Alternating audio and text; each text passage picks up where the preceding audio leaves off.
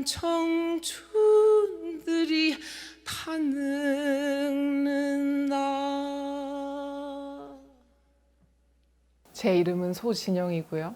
저는 한국에서 태어나고 자라서 2017년도에 보스턴으로 버클리 음대로 유학을 오게 됐어요. Rows and flows of angel hair. 저는 어렸을 때부터 원래 음악을 하고 싶었는데 부모님 반대가 있었고 저는 원래 피아노를 치고 싶었어요. 근데 이제 한국에서는 예술을 하는데 돈 벌기 힘들다 또는 성공하기 힘들다 이런 것들이, 그리고 저는 전라북도 익산 출신인데 시골에서는 더더욱 예술가들도 많이 볼 수 없었고, 그래서 이제 꿈을 접고 그냥 일반 중학교, 고등학교를 다니고 있었죠. 근데 이제 아침 7시, 8시부터 연교시가 시작돼서 밤 11시까지 학교에 남아 있어야 되는 거예요. 똑같은 유니폼 입고 이제 같은 책상, 같은 자리에서 하루 종일 있어야 되는. 근데 저는 음악에 대한 항상 동경이 있었고, 할리우드 영화나 아니면 뭐 뮤지컬 영화나 팝송 이런 거 늘 듣고 자랐었고, 그래서 이제 막연하게 그냥 음악이 좋고 노래가 좋고 그냥 어렸을 때부터 클래식 음악 하는 거는 반대를 하셨으니까 뮤지컬 과가 있는지도 몰랐고 노래를 어떻게 해야 되는지도 몰랐고, 그러다가 이제 우연히 야간 자율학습을 늦게까지 하지 않고 일찍 가는 친구들을 따라가 보니까 화통을 들고 가는 거예요. 그래서 저는 저 친구들 따라가면 공부를 좀 덜 해도 되겠구나 라고 생각을 하고 그 친구들 따라갔죠. 그랬더니 이제 디자인과를 가는데 애는 실기 50%, 학교 성적 50%로 해서 공부를 좀 적게 하고 대학을 갈 수 있다 이래가지고, 그때 당시엔 대학을 왜 가야 되는지도 몰랐어요. 그냥 애들이 다 가니까, 그냥 인문계 고등학교에서 다들 가니까 이제 간다고 생각하고 했지만 뭔가 이 안에서 끌어넘치는 거는 많은데 어떻게 해야 될 방법은 모르겠고, 그렇다 보니까 이제 디자인과를 가야 되겠다. 엄마 아빠 이제 설득을 하고 미술학원을 다니기 시작했죠. 그게 이제 고등학교 1학년 겨울방학 때쯤이었고, 이제 그 다음에는 입시 미술을 해야 하는데 그것도 되게 강압적인 거예요, 환경이. 그래서 되게 많이 힘들었어요. 전 창의적인 사람인데 이 창의적인 것들을 공장처럼 이제 찍어내서 같은 그림을 외워서 이제 그려야 되니까, 그래서 그거에 대한 압박감도 되게 많이 느껴서 고등학교 3학년 때 여름방학 때 노래를 배우고 싶어서, 정말 늦은 시간이죠. 한국 입시 시간에 비하면. 그래서 고등학교 3학년 여름방학 때 전주로 처음 버스 타고 나가서 익산에서 전주로 가는 것도 되게 저한테는 큰 여정이었어요. 그래서 이제 거기에 성악 학원이 있어서 레슨을 한번 받아봤죠. 근데 우선 대학은 가야겠으니까 지원은 해보자 해서 이제 집 근처에 있는 학교들을 지원을 해가지고 디자인과를 다니기 시작했어요. 근데 학교를 다니다 보니까 재밌는 거예요. 맨날 하루 종일 공부만 하다가 이제 뭔가 창의적인 그런 과제들이 있으니까, 그래서 뭔가 만들어 봐라, 또는 이 너의 상상력으로 이런 가구를 만들어 봐라, 이런 조명을 만들어 봐라, 이런 것들이 있으니까 그래서 좀 저한테 이제 자유가 생겼죠. 저는 항상 늘 내 자신이 궁금했던 것 같아요.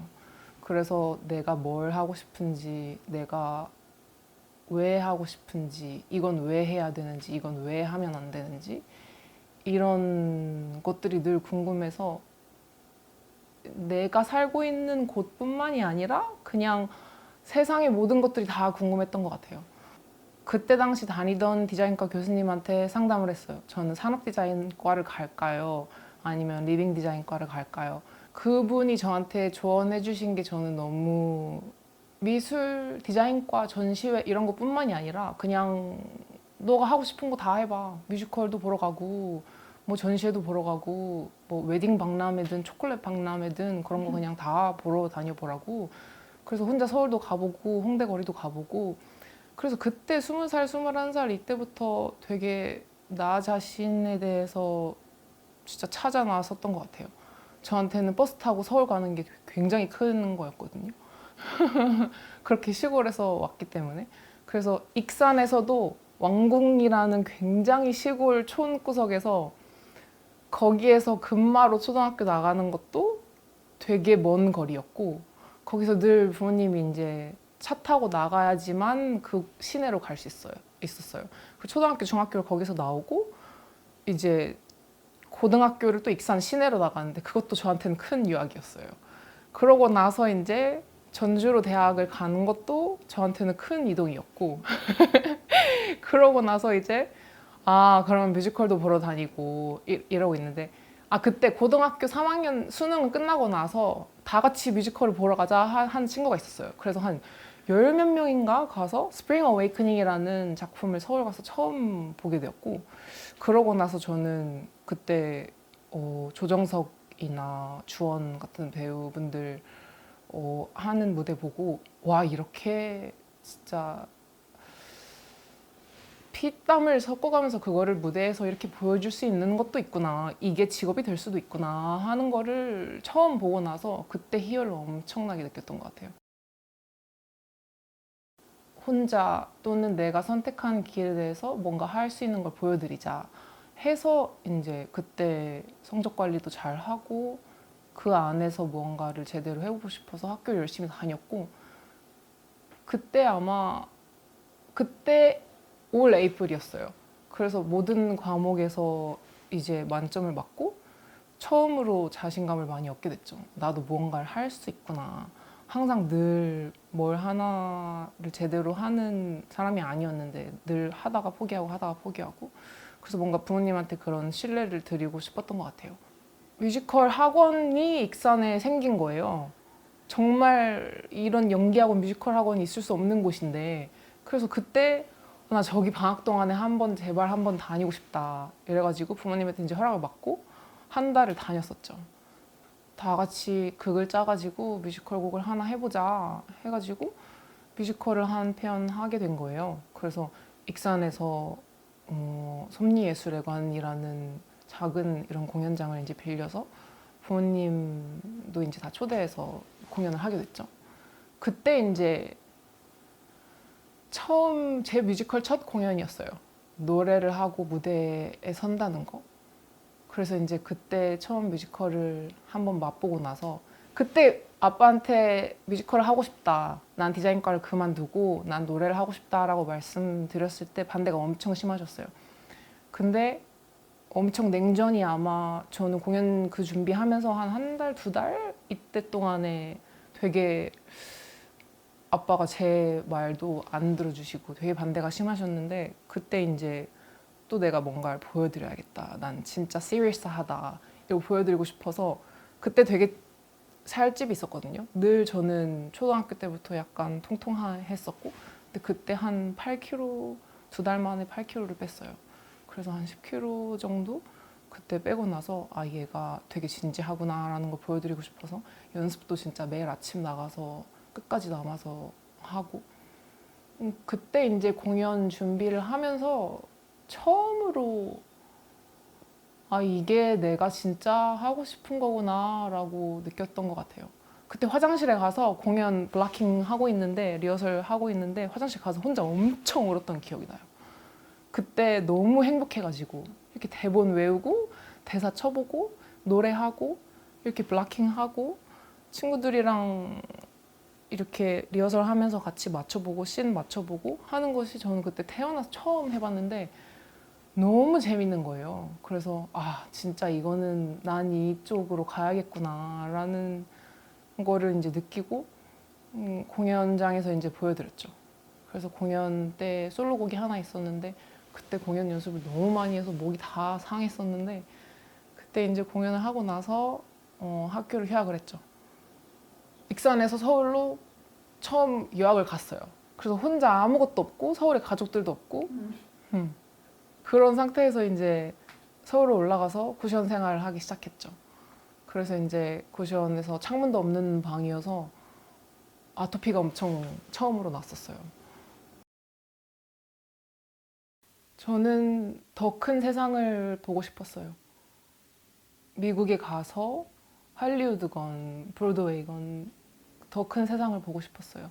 굉장히 다양한 인종이 있는 다양한 문화권이 있는 그런 곳에 가서 많은 사람들을 만나고 싶었고 이 사람이 왜 왔는지 이 사람이 이곳에 왜 오고 싶었는지 나처럼 이렇게 뭔가 이런 답답함이 있어서 이 예술을 자기가 태어난 나라에서만 하는 것이 아니라 왜 다른 사람들을 만나고 이렇게 소통하고 싶었을까? 그런 사람들이랑 대화하고 싶었어요. 물어보고 싶었고, 넌 어느 세상에서 왔니? 넌 어떤 곳에서 왔니? 그리고 자기의 이야기를 영어라는 한 언어로 인해서 우리가 소통할 수 있는 게 저는 재밌었고, 그래서 영어 공부를 혼자서 스스로 진짜 많이 했던 것 같아요. 고시원에 살 때 온 방안이 포스트잇으로 도배된 적도 있었는데 다 영어 단어, 영어 공부하는 걸로. 저는 너무 신났어요. 영어 공부하는 것도 영어 학원 다니는 것도 미국에 갈 거라는 그런 생각에 난 브로드웨이 갈 것이다. 난 할리우드에 갈 것이다. 이렇게 생각하고 그래서 미디어에서 보는 그런 할리우드 액터들, 뭐 배우들 아니면 뮤지컬 배우들 활동하는 사람들 유튜브 영상으로 보면서 매일 그거를 들으면서 그들이 인터뷰하는 거 보고 저런 영어 표현이 있구나 하고 영어를 배우기도 하고 잠깐 멈췄다가 영어 공부 다시 이렇게 하기도 하고 저한테는 그게 다 학습이었고 공부였던 것 같아요. 그러면서 이제 꿈을 계속 키워나갔죠.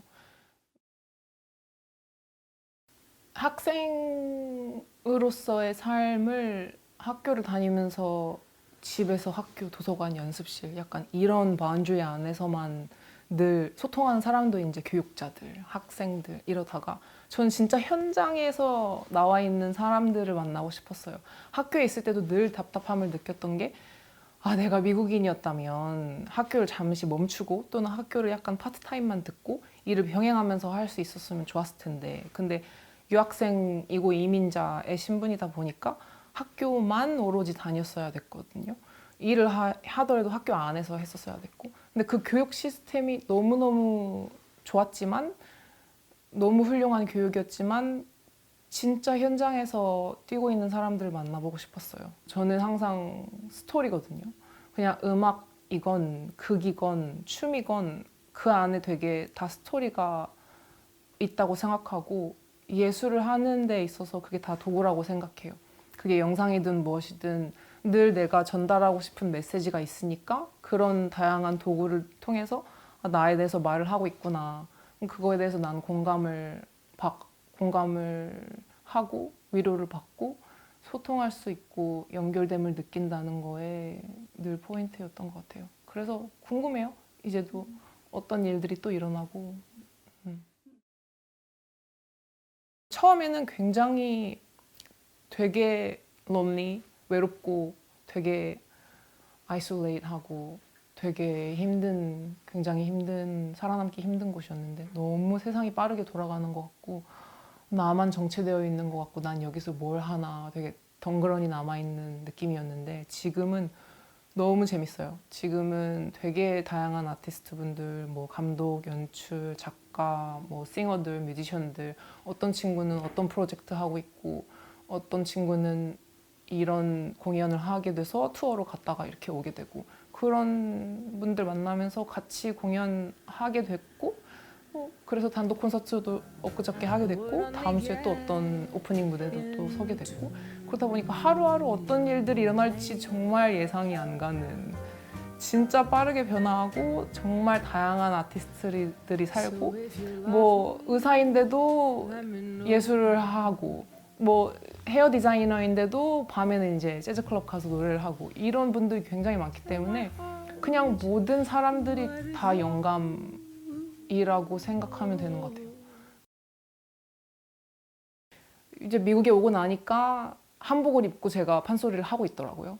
나는 누구인가 또는 한국이란 나라는 어떤 나라인가 나는 어떤 곳에서 왔고 나라는 사람이 이렇게 존재하기까지 어떤 배경과 문화가 있었는가 그리고 이들한테 소개할 때는 나라는 사람을 나는 어떤 소리를 내고 어떤 음악을 하는 사람이다 라고 소개를 할까 등등을 많이 고민을 하면서 어떤 목소리를 내야 하고 어떤 소리를 내야 하고 이런 것들 되게 연구를 많이 했는데 그래서 판소리 공연도 많이 하고 뭐 그걸 섞어서 재즈 퓨전으로도 많이 하고 팝도 하고 되게 다양한 시도들을 많이 했어요. 그 중에서 이제 뮤지컬 오디션을 보면서 학교에서 뮤지컬을 많이 부르다가 판다맥이 터지고 나서 그때 이제 할머니를 제가 병간호할 때가 있었는데 그때 되게 재즈가 좋더라고요. 그냥 되게 lay back, like chill. 뮤지컬은 항상 늘 주인공이 있고 되게 막 이렇게 으쌰으쌰 하는 되게 막 단합이 이렇게 있고 되게 항상 늘 클라이막스가 있고 이런데 재즈는 그냥 가만히 앉아서 들어도 너무 편하고 좋은 거예요. 내가 막 엄청나게 이런 체력 웜업을 해가지고 진짜 하이노트를 찍어야 되는 주인공은 막 이만큼까지 막 팝은 불러야 돼. 약간 이런 스케일적인 것이 아니라 그냥 나 자신 있는 그대로를 보여주는 게 재즈가 아닌가 싶어서 그때부터 재즈를 진짜 많이 들었던 것 같아요. 한국에서의 그런 판소리가 우리 한을 섞어내린 그런 이렇게 역사가 되게 노래랑 같이 가잖아요. 근데 재즈도 이제 흑인의 역사에서 온 거예요. 그래서 그런 소울적인 것이 되게 저랑 잘 맞더라고요. 그래서 그런 것들을 이제 합해서 어떻게 소리를 내는 것인가에 대해서 되게 많이 연구를 했던 것 같아요. 제가 예술을 하는 이유는 치유인 것 같아요. 나 자신을 치유하고 내가 나와의 관계가 좋아짐으로써 나 자신을 만나고 내 자신을 치유하고 그로부터 사람들한테 영감을 주고 다른 사람이 나의 예술 작품으로 인해서 또 치유받을 수 있는 그래서 좀 세상이 따뜻해지면 좋겠다 하는 그게 궁극적인 목표인 것 같아요. 노래를 하건 뭐 극을 하건 연기를 하건 뭐 다큐멘터리를 만들건 어떤 걸 해도 그냥 같이 일하는 사람들이랑 따뜻한 좋은 시간 보내고 싶어요. 그렇게 삶을 살아가고 싶고 그렇게 아름다운 그런 모멘트들을 조금씩 만들면서 그런 분들이랑 정말 좋은 시간 보내면서 인생을 살아가고 싶어요. 우리의 사랑도 그렇게 끝이 나는 건 아닌지 잠자는 하늘님이여 이제 그만 일어나요. 그 옛날 하늘빛처럼 조율 한번 해주세요. 잠자는 하늘님이여 이제 그만 일어나요. 그 옛날 하늘빛처럼 조율 한번 해주세요. 나를 계속 끊임없이 찾아 나가는 사람, 계속 발굴해 가는 사람, 그게 어떤 장르건 어떤 예술 분야이건 계속 끊임없이 도전하는 사람. This is me.